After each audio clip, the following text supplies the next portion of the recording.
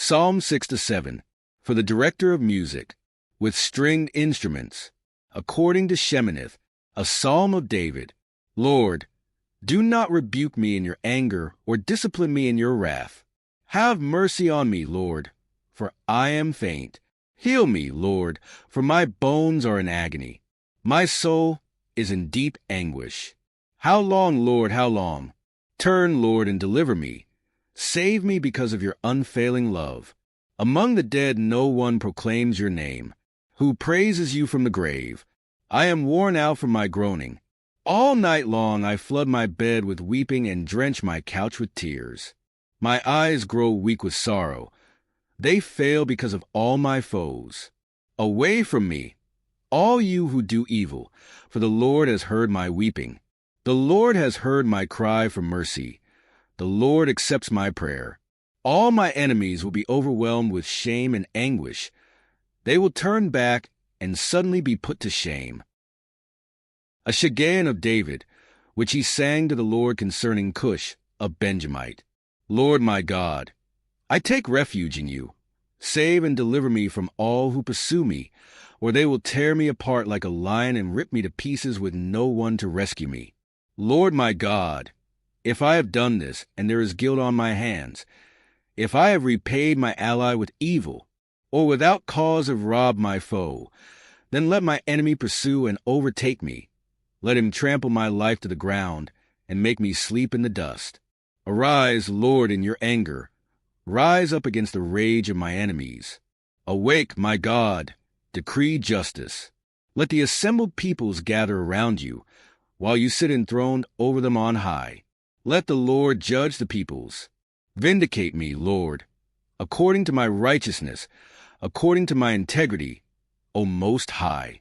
Bring to an end the violence of the wicked, and make the righteous secure. You, the righteous God who probes minds and hearts. My shield is God Most High, who saves the upright in heart. God is a righteous judge, a God who displays his wrath every day. If he does not relent, he will sharpen his sword. He will bend and string his bow. He has prepared his deadly weapons. He makes ready his flaming arrows. Whoever is pregnant with evil conceives trouble and gives birth to disillusionment. Whoever digs a hole and scoops it out falls into the pit they have made. The trouble they cause recoils on them. Their violence comes down on their own heads. I will give thanks to the Lord because of his righteousness. I will sing the praises of the name of the Lord Most High. Matthew 8-9. Jesus heals a man with leprosy. When Jesus came down from the mountainside, large crowds followed him. A man with leprosy came and knelt before him and said, Lord, if you are willing, you can make me clean. Jesus reached out his hand and touched the man. I am willing, he said. Be clean. Immediately he was cleansed of his leprosy. Then Jesus said to him, See that you don't tell anyone, but go, show yourself to the priest, and offer the gift Moses commanded, as a testimony to them. The faith of the centurion.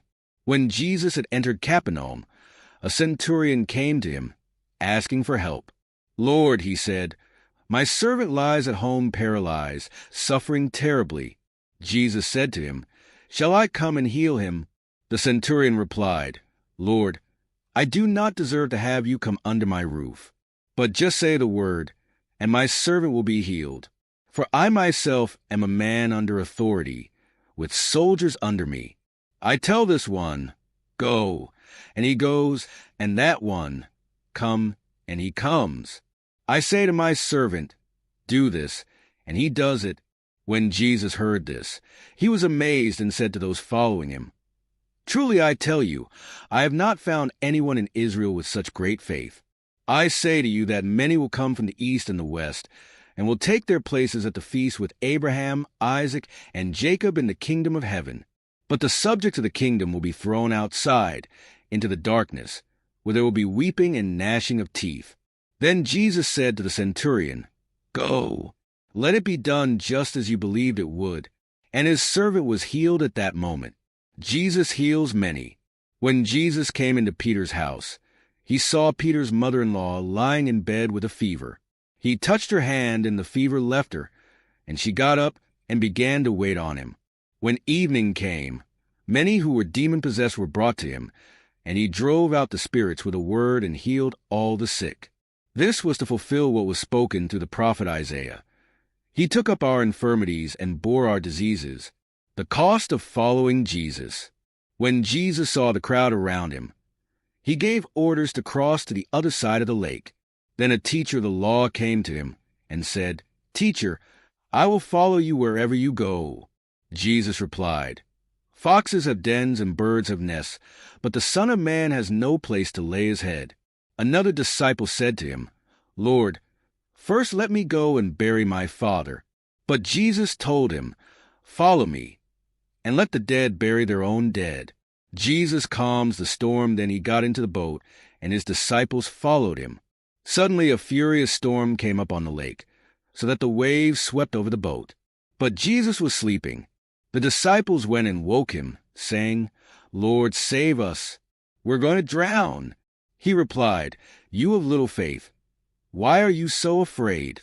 Then he got up and rebuked the winds and the waves, and it was completely calm. The men were amazed and asked, "What kind of man is this? Even the winds and the waves obey him." Jesus restores 2 demon-possessed men. When he arrived at the other side in the region of the Gadarenes, 2 demon-possessed men coming from the tombs met him. They were so violent that no one could pass that way. "What do you want with us, Son of God?" they shouted. "Have you come here to torture us before the appointed time?" Some distance from them a large herd of pigs was feeding. The demons begged Jesus, "If you drive us out, send us into the herd of pigs." He said to them, "Go." So they came out and went into the pigs, and the whole herd rushed down the steep bank into the lake and died in the water. Those tending the pigs ran off, went into the town, and reported all this, including what had happened to the demon-possessed men. Then the whole town went out to meet Jesus, and when they saw him, they pleaded with him to leave their region. Jesus forgives and heals a paralyzed man. Jesus stepped into a boat, crossed over, and came to his own town. Some men brought to him a paralyzed man, lying on a mat. When Jesus saw their faith, he said to the man, "Take heart, son, your sins are forgiven." At this some of the teachers of the law said to themselves, "This fellow is blaspheming." Knowing their thoughts, Jesus said, "Why do you entertain evil thoughts in your hearts? Which is easier, to say, 'Your sins are forgiven,' or to say, 'Get up and walk'?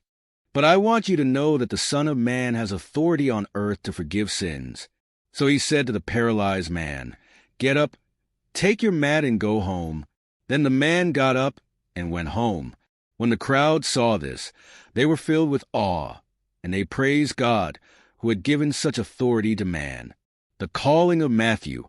As Jesus went on from there, he saw a man named Matthew sitting at the tax collector's booth. "Follow me," he told him, and Matthew got up and followed him. While Jesus was having dinner at Matthew's house, many tax collectors and sinners came and ate with him and his disciples. When the Pharisees saw this, they asked his disciples, "Why does your teacher eat with tax collectors and sinners?" On hearing this, Jesus said, "It is not the healthy who need a doctor, but the sick. But go and learn what this means. I desire mercy, not sacrifice, for I have not come to call the righteous, but sinners." Jesus questioned about fasting. Then John's disciples came and asked him, "How is it that we and the Pharisees fast often, but your disciples do not fast?" Jesus answered, "How can the guests of the bridegroom mourn while he is with them? The time will come when the bridegroom will be taken from them. Then they will fast. No one sews a patch of unshrunk cloth on an old garment, for the patch will pull away from the garment, making the tear worse. Neither do people pour new wine into old wineskins. If they do, the skins will burst, the wine will run out, and the wineskins will be ruined. No! They pour new wine into new wineskins, and both are preserved." Jesus raises a dead girl and heals a sick woman. While he was saying this, a synagogue leader came and knelt before him and said, "My daughter has just died. but come and put your hand on her, and she will live." Jesus got up and went with him, and so did his disciples. Just then a woman who had been subject to bleeding for 12 years came up behind him and touched the edge of his cloak. She said to herself, "If I only touch his cloak, I will be healed." Jesus turned and saw her. "Take heart, daughter," he said. "Your faith has healed you." And the woman was healed at that moment. When Jesus entered the synagogue leader's house and saw the noisy crowd and people playing pipes, he said, "Go away. The girl is not dead but asleep." But they laughed at him. After the crowd had been put outside, he went in and took the girl by the hand, and she got up. News of this spread through all that region. Jesus heals the blind and the mute. As Jesus went on from there, 2 blind men followed him, calling out, "Have mercy on us, Son of David." When he had gone indoors, the blind men came to him, and he asked them, "Do you believe that I am able to do this?" "Yes, Lord," they replied.